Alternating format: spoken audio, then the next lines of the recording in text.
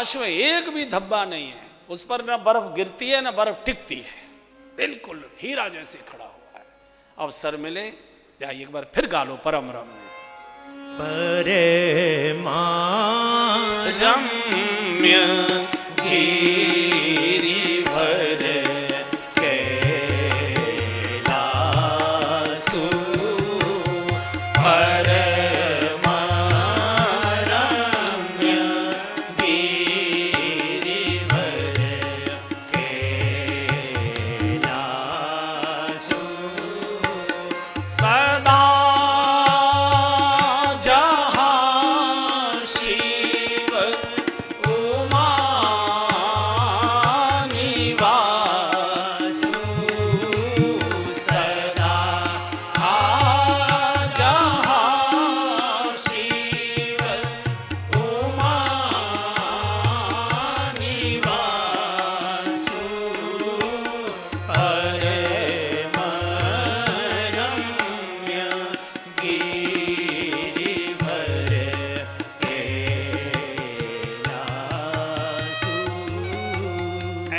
परम रम्य भगवान शिव का रमणक स्थल, रमण जहाँ विहार करते हैं, सदा निवास करते हैं, ऐसे भगवान शिव।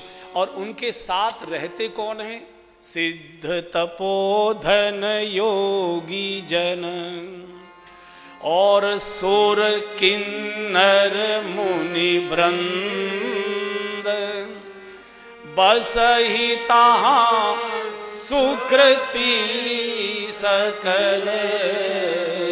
क्या करते? सेवहि शिव सुख कंद। कौन रहते? सिद्ध, जो सिद्ध है वो रहे, तपस्वी है, सिद्ध तपोधन योगजन सुर किन्नर मुनि वृंद, बसे तहाँ सुकृति। ये तो ऊपर की श्रेणी के थे, सिद्ध तपोधन योगजन सुर किन्नर मुनि वृंद, उस श्रेणी में हम नहीं आते। दूसरे कौन बसते हैं वहां? सुकृति, बसें तहाँ सुकृति। सुकृति कहते हैं जो सत्कर्म करते हैं, जो परोपकार में अपना मन तन और धन लगाते हैं, जो दूसरे के दुख दर्द की पीड़ा लेकर उसको मरहम लगाते हैं, जो रोते हुए के आंसू पोंछते हैं, जो गिरे हुओं को सहारा देकर खड़ा कर देते हैं, जो भूखे प्यासे को तृप्त कर देते हैं, दुखी को जो मुस्करा देते हैं, ऐसे जो सुकृति हैं, शिव उनको बीन बीन कर अपने पास रखता, मेरे पास रखता। बसै तहा सुकृति सकल सेवै सब सुख कर।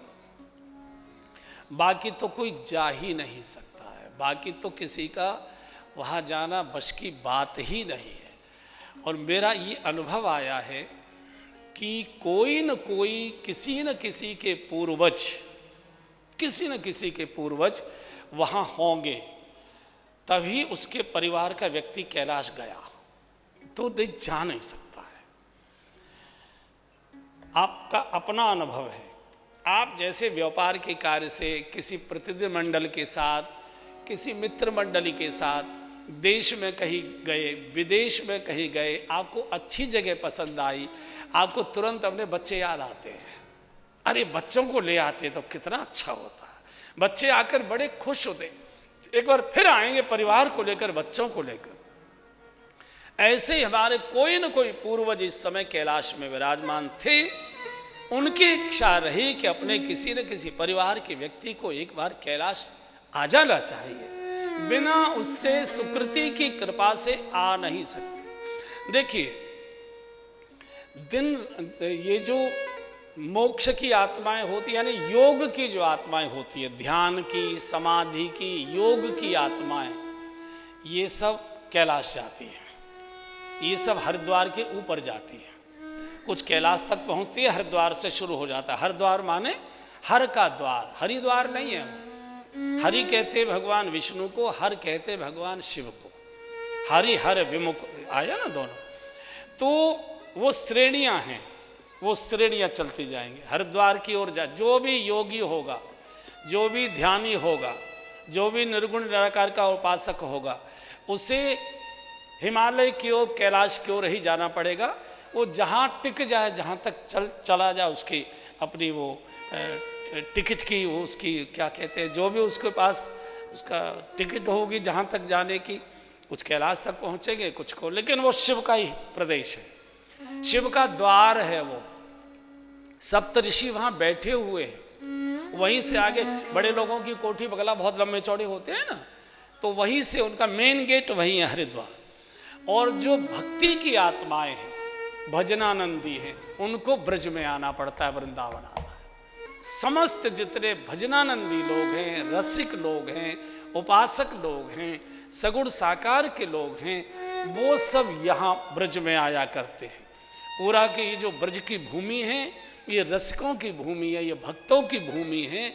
सभी जितने भी, चाहे जगतगुरु शंकराचार्य रहे हों, निम्बार्काचार्य रहे हों, माधवाचार्य रहे हों, वल्लभाचार्य जी रहे हों, रामानुजाचार्य जी हुए हों, सबको वृंदावन व्रज में आना पड़ता है। बिना वृंदावन की रज में लोटपोट हुए भक्ति महारानी कृपा करती ही नहीं है। और जो भक्ति में डूब जाते हैं तो राधा रानी उनको पार्षदों के द्वारा यहाँ बुला लेती हैं, बोले तुम ब्रज में भ्रमण करो हमारे साथ। ये दो भूमियाँ ऐसी हैं, कैलाश में योगी जाते हैं और यहाँ भक्त आते हैं। बाकी कौन कहाँ जाता है वो अलग अलग बात है, आज का मेरा ये विषय नहीं। तो इस समय भगवान शिव वटवृक्ष की छाया में बहुत प्रसन्न वदन बैठे हैं। श्री राम कथा कहने वाले हैं तो वटवृक्ष की छाया ही चाहिए। वटवृक्ष वहाँ इस समय नहीं है, वहाँ घास का तिनका भी नहीं है। वटवृक्ष एक भाव समाधि का स्वरूप है, जिसके जो विश्वास का प्रतीक है। बट विश्वास अचल निज धर्मा, विश्वास की छाया में बैठकर ही, विश्वास किस बात का, कि जो कथा सुनेगा उसको भगवत साक्षात्कार होगा ही, ये भरोसा जहां मिले वही वटवृक्ष है और भगवान शिव उसके प्रतीक है। वटवृक्ष की शीतल छाया में अपने कर कमलों से शंकर जी ने बाघंबर बिछाया है, बड़ी सुंदर चौपाई। एक बार गाइए प्यार से। निज करी दास नागरी पूछाला, निज कर दास नागरी, सब गाइए। निज करी दास नागरी पूछाला, निज करी दास नागरी पूछाला।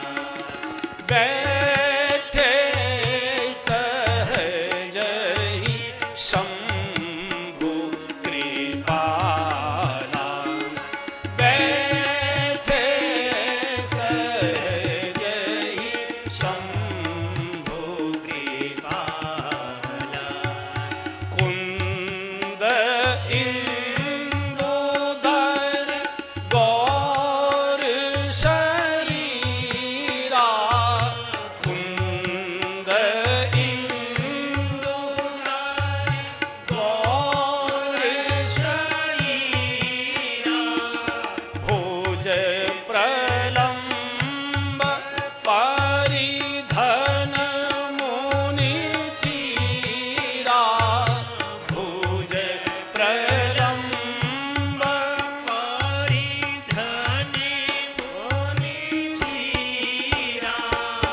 बैठे सोह काम रिपु कैसे, बैठे सोह काम रिपु कैसे, बैठे सोह काम रिपु कैसे, बैठे सोह काम रिपु कैसे। धरे शरीर शांत रस जैसे, धरे शरीर शांत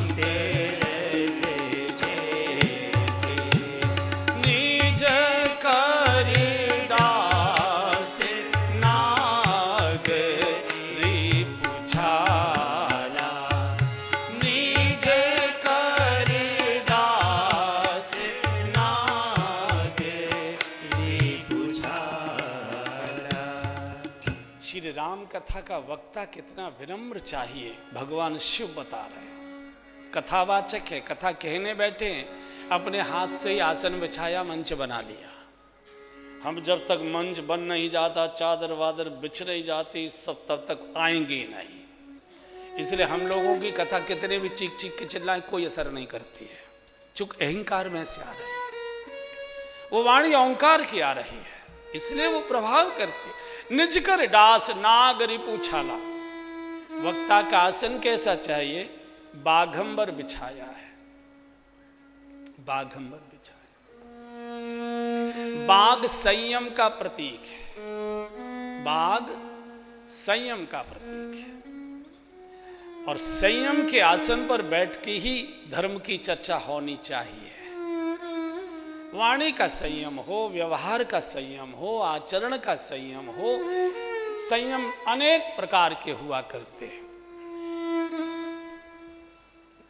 उस पर बैठ गए, बड़े मुस्कुराते हुए प्रसन्न मुद्रा में। और आज परिधन मुनि चीरा, परिधन मुनि चीरा, आज लंगोटी बांधे। चीरा, चीरा होता है ना साधु जो बांधते हैं, वैसे कभी नहीं बांधे। शादी में गए थे, जैसे थे वैसे ही चले गए थे।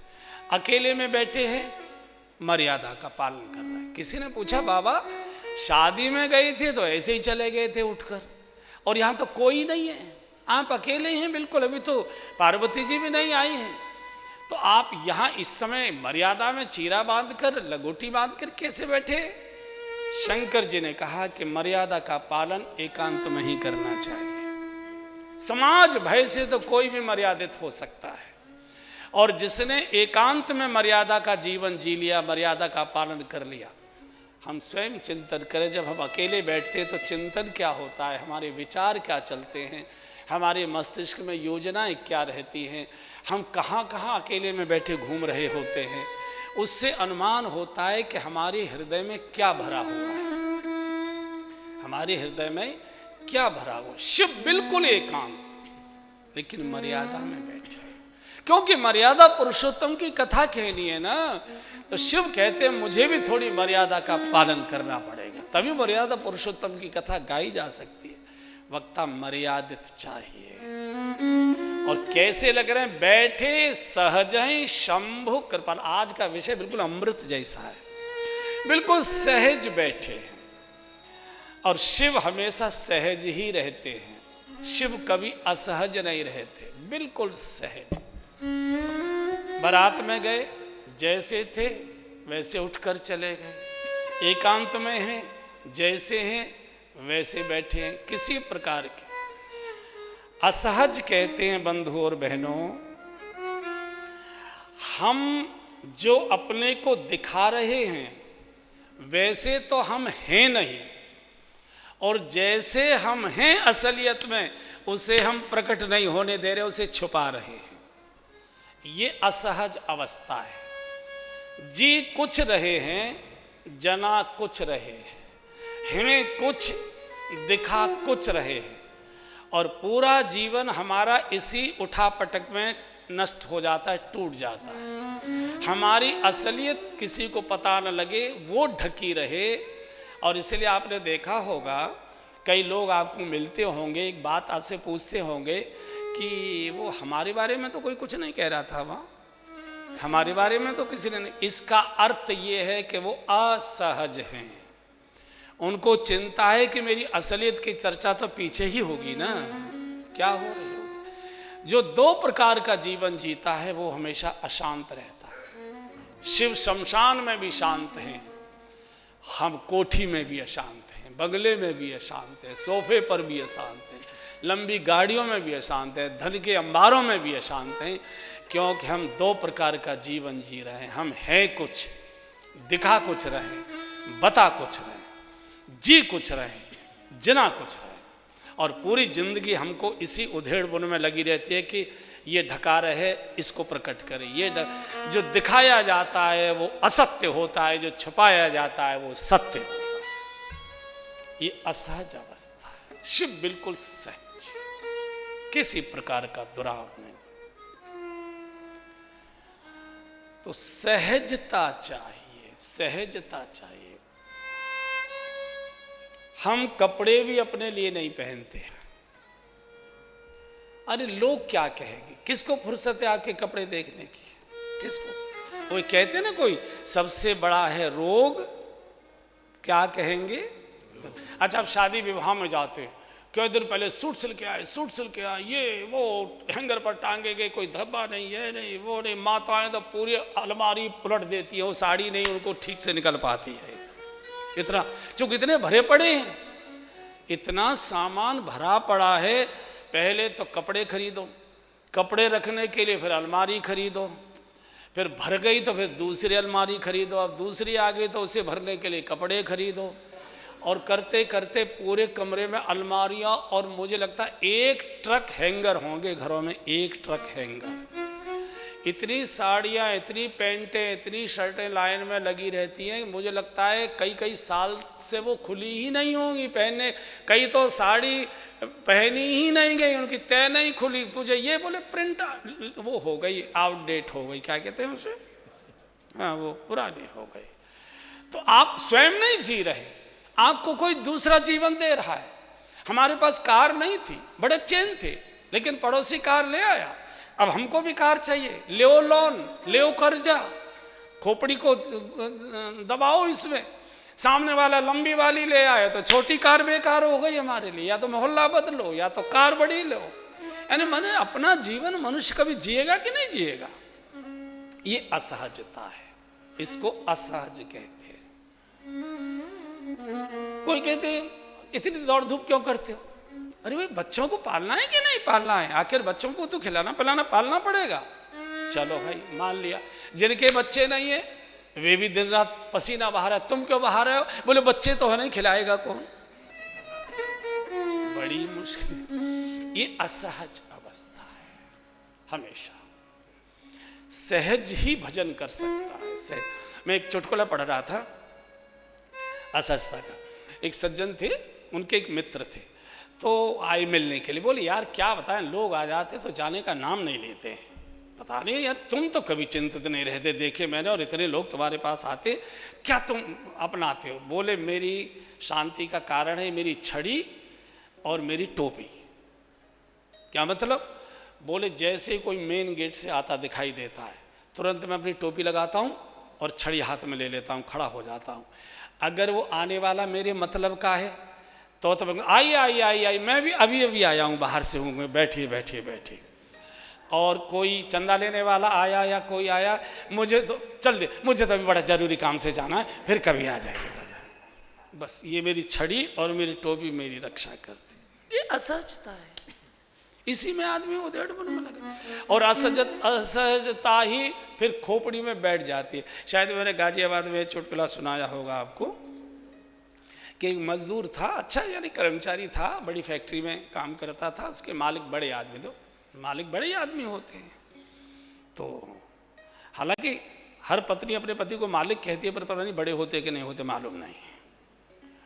तो पत्नी ने कहा जी बाबूजी की गाड़ी यहीं से निकलती है, हमारे फ्लैट के सामने से, एक बार उनको चाय पर बुला लें, हमारा भी मान बढ़ जाएगा, मोहल्ले के लोगों को पता लग जाएगा कि हमारे इतने बड़े व्यक्ति से संबंध है। तो बोले कहीं आपने कभी कहा नहीं? बोले हिम्मत नहीं हुई। बोले कह के देखना, मना कर दें, कोई बात नहीं है। बोले बाबूजी आप उधर से निकलते हैं, मेरी तो हिम्मत नहीं, लेकिन बच्चों की इच्छा है कि आप एक बार हमारे यहाँ में छोटा सा फ्लैट है, वैसे आपके तो क्या लायक भी नहीं है, आपका तो बाथरूम भी हमसे बड़ा होगा, तो आए। अरे बोल कोई बात नहीं, इधर से निकलते हैं, कल आ जाएंगे, चाय पियेंगे। पति आया शाम को फैक्ट्री से, कहा कि कल मालिक साहब आने वाले, तैयारी हुई, ये हुई, चाय वाय की व्यवस्था। उनके एक बेटी एक बेटा, दो। अच्छा बेटा बेटी एक उम्र के हो ना, थोड़े तक तो थोड़े शैतान चुलबुले होते हैं, और बच्चे खोचड़ी बहुत अच्छी करते हैं, तो पैर वैर तो सब छूते हैं, लेकिन वो खुसर पुसर बहुत करते हैं, एक एक चीज़ की नकल उतारते हैं। तो चूँकि मैंने बहुत उतारी है इसलिए मुझे मालूम है, ऐसा तो है नहीं कि मैंने ये नहीं किया होगा। तो आ गई बाबूजी के। अच्छा उनकी नाक बड़ी लंबी थी, बड़े आदमी की नाक लंबी होती है, उसके पास नाक के अलावा तो कुछ होता नहीं है, लड़ाई वो नाक की ही लड़ता है। इसलिए कोरोना ने कहा नाक दबा के रखो नाक छुपा के रखो, ये नाक ही झगड़ा कराती है सब। मेरी नाक का सवाल है, चाहे मेरी नाक कट जाए, ऐसा होता है कि।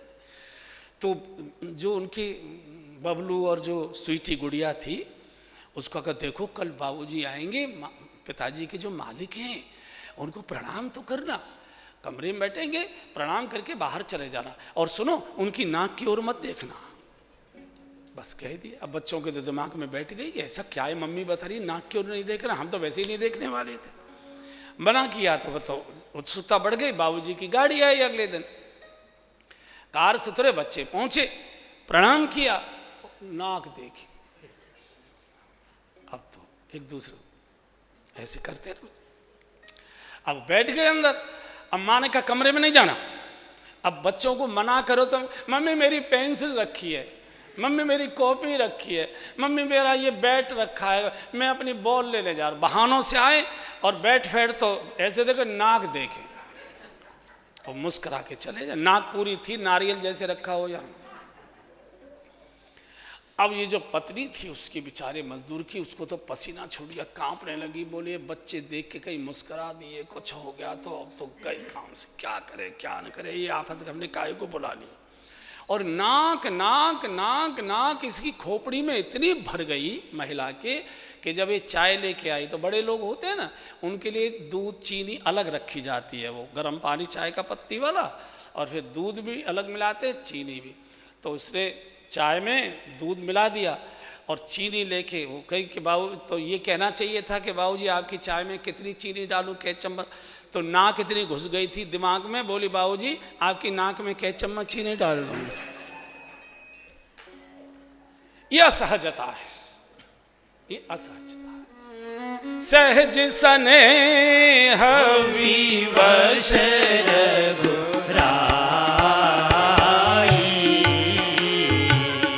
सहज स्नेह विवश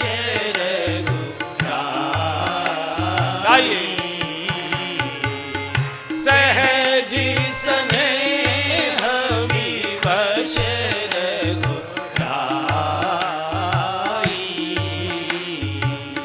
सहज स्नेह विवश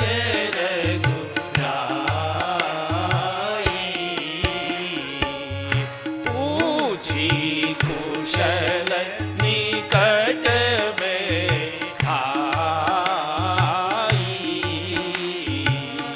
पूछी कुशल निकट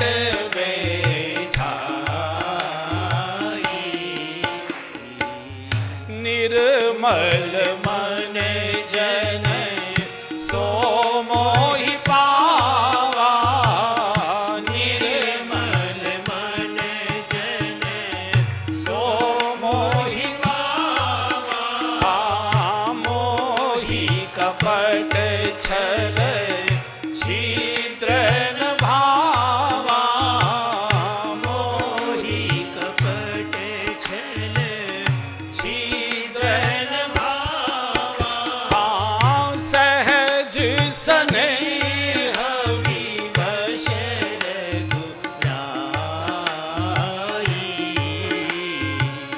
सहज स्नेह विवश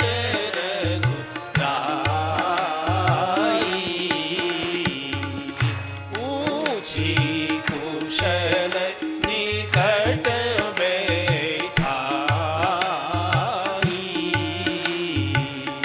पूछी कुशल निकट हाजी पूछी कुशल निकट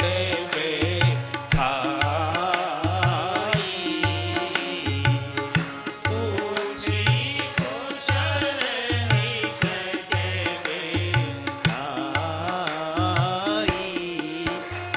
बिल्कुल सहज, एकदम सहज। शिव कैसे लग रहे हैं? जटा मुकुट सुर सरित सिर और लोचन नलिन विशाल नीलकंठ लावण्य निधि सोह भाल विधु भाई। ये वक्ता के स्वरूप का वर्णन हो रहा है, जो पूरा का पूरा चल रहा है। वक्ता कैसा चाहिए, राम कथा का वक्ता कैसा चाहिए। जटा मुकुट, जटाओं का मुकुट शीश पर चाहिए। अनेक प्रकार के तर्क कुतर्क वितर्क प्रपंच शास्त्र, अनेक प्रकार के प्रश्न, बहुत सारी उलझने ये वक्ता के सामने आती है। निरी पर्चियाँ आती हैं, लोग प्रश्न करते हैं, मेरे बहुत प्रकार के जटाओं के जंजाल खोपड़ी पर तो चाहिए। बहुत प्रकार के, जब समाज में आए या मंच पर बैठे हैं तो लोग श्रोता भी होंगे, श्रोता भी होंगे, सभी प्रकार के लोग होते, उत्सुकता वाले भी होंगे, परीक्षक भी होंगे, श्रद्धालु भी होंगे, कुतर्की भी होंगे, सभी प्रकार के, और सबको ही झेलना पड़ेगा। ये तो नहीं कर सकते। अब आप बैठे कैसे, आप तो शास्त्र के मालिक हैं। तो जटाएं, शिव कहते हैं कि वक्ता को जब व्यास आसन पर बैठना है तो जटाओं का जो जंजाल होगा उसे मुकुट बनाओ। आपको इस योग्य समझाए कि आप समाधान कर सकते, इसीलिए तो आपके पास प्रश्न आ रहे हैं। लेकिन उसमें से कुतर्क के नाले नहीं, सुर सदस्य, उसमें से भक्ति की धारा निकलनी चाहिए। कुल मिलाकर जितने प्रकार के प्रश्न आए उनको भक्ति की ओर मोड़ें। सुनने वाला जाते जाते सोचे, हाँ हम गलत थे, बात तो यही ठीक है, हम तो बेकार नालों में अभी तक सड़ रहे थे, गंगा तो ये है जिस धारा से हमको जा। जटा मुकुट सुर सरित सिर लोचन नलिन, बहुत अच्छी बात कही। वक्ता के नेत्र कैसे चाहिए, नलिन। नलिन कहते मधुर पावन, नलिन, कमल जैसे, अर्ध कमल होता है ना, नलिन। बालक जैसे, छोटे बच्चे के नेत्र देखिए ना, कितना भोला, कितने सुंदर, कितने बिल्कुल सरल भोले बालक के। वक्ता की जो दृष्टि है बहुत शुद्ध चाहिए, बहुत नेत्र उसके बहुत नलिन चाहिए। आंखें विकारी की नहीं चाहिए, आंखें भिकारी की नहीं चाहिए, आंखें शिकारी की भी नहीं चाहिए, आंखें अमृत वर्षण करने वाली संस्कारी की चाहिए। नहीं तो आंखों में लोभ होता है, कई बार लोभ की दृष्टि होती है, कई बार कामुक आंखों में रहता है, कामुकता रहती है, क्रोध रहता है, कई बार ईर्ष्या द्वेष की अग्नि रहती है, और आंखें बोलती हैं। आंखें बोलती हैं। आंखों को पढ़ने का शास्त्र केवल दो ही लोग जानते हैं, पुरुष नहीं जानते, या तो माताएं जानती हैं या बच्चे जानते हैं। जो बीच का पुरुष होता है इसको आंखें पढ़नी नहीं आती, ये केवल होठ सुनता है। या तो आंखें माताएं पहचानती हैं या आंखें बच्चे पहचानते हैं, और कोई नहीं। तो माताएं कहते हैं समर्पण को और बच्चे कहते हैं भोलेपन को। या तो भोला हृदय पढ़ सकता है आंखों के माध्यम से, सारे शरीर का जो संस्थान है कि आपके भीतर क्या भरा है उसकी खिड़की आंख है। आंख से अंदाज हो जाता है कि आदमी किस रुचि का है, किस स्वभाव का है, किस स्वाद का है, किस कर्म का है। माताएं या तो पहचानेंगी, इसलिए उनका ही सुरक्षा कवच भी है। आंखें उनका सुरक्षा कवच भी है, वो पहचान लेती है, बातें व्यवहार करेंगी लेकिन वो बची रहेंगी। और माताएं सावधान भी करते हैं, तुम नहीं जानते मैं जानती हूँ। और बच्चे आपको देखते ही अंदाज कर लेंगे कि आप भीतर से कैसे हैं। तो इसलिए बच्चों को बहकाया नहीं जा सकता, फुसलाया नहीं जा सकता। बच्चे सत्य बोलते हैं।